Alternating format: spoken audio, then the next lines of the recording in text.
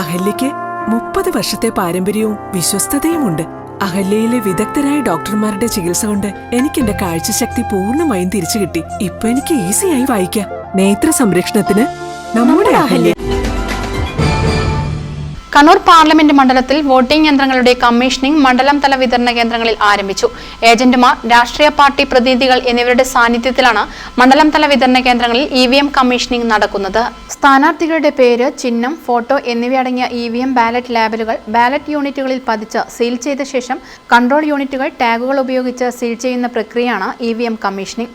Kannur parliament മണ്ഡലത്തിലെ 7 നിയോജക മണ്ഡലങ്ങളിലെ 1178 പോളിംഗ് ബൂത്തുകളിലേക്കുള്ള ബാലറ്റ് യൂണിറ്റ്, കൺട്രോൾ യൂണിറ്റ് എന്നിവയുടെ എണ്ണത്തിന്റെ 20%, VVPAT യന്ത്രങ്ങളുടെ 30%, അധികം യന്ത്രങ്ങളാണ് കമ്മീഷനിംഗ് ചെയ്യുന്നത്.